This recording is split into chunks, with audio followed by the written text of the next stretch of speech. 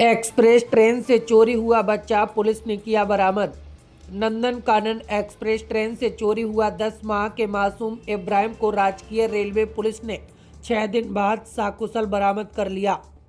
यह मामला दिल्ली हावड़ा रेल मार्ग का है, जहां अलीगढ़ से झारखंड के कोडरमा जा रही महिला मुन्नी अंसारी को एक युवक ने नशीला लड्डू खिला दिया और बेहोशी की हालत में महिला का बच्चा चोरी कर लिया। होश में आने पर जब मां ने बच्चे को गायब पाया तो रेलवे पुलिस को सूचना दी।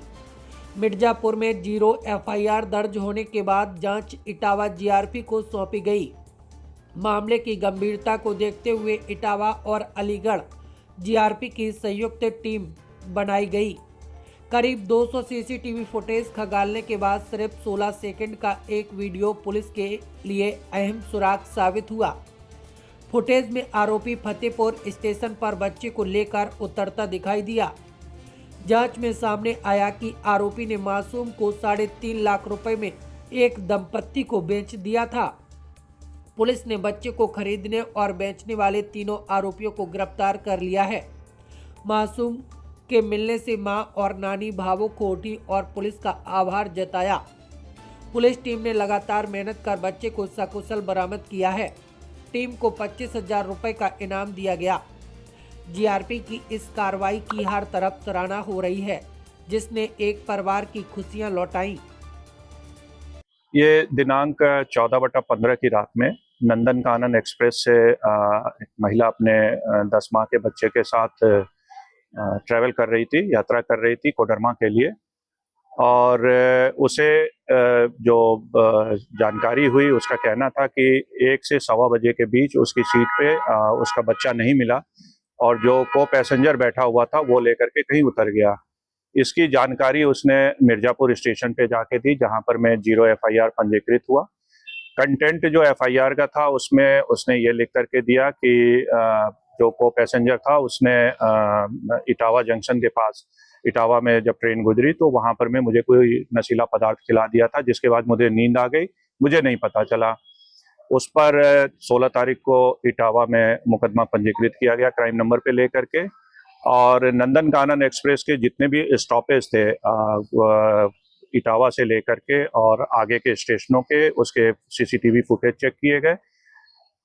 करीब फतेहपुर स्टेशन पे नंदनकानन जब पहुंचती है और ट्रेन का मूवमेंट होता है, उस समय बच्चे को लेकर के उतरता हुआ वो व्यक्ति दिखाई दिया।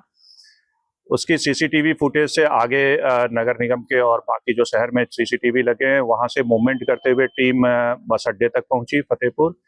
वहां करीब 2 घंटे वो रहा था। उसके बाद वो बस से चढ़ करके आया कानपुर, और कानपुर के बाद से उसकी फुटेज नहीं मिली।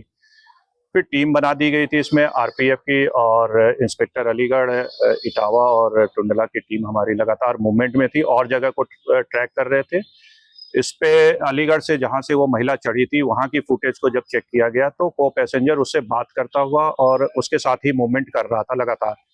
ट्रेन में भी साथ चढ़ा था। उसने जब टिकट लिया था तो टिकट को चेक किया गया, उसमें फोन यूपीआई से उसने पेमेंट किया था, जिसके आधार पर मैं उसके मोबाइल नंबर मिले, मोबाइल नंबर को ट्रैक किया गया।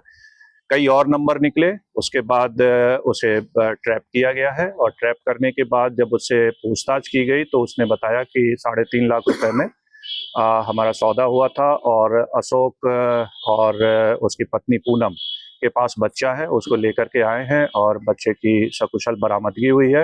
अभियुक्त जो बच्चे को उठाया था उसका नाम सोनू सिंह है और ये शिकारपुर का रहने वाला है। बच्चे का मेडिकल कराया गया है, वो स्वस्थ है और अभियुक्तों को जेल भेजा जा रहा है।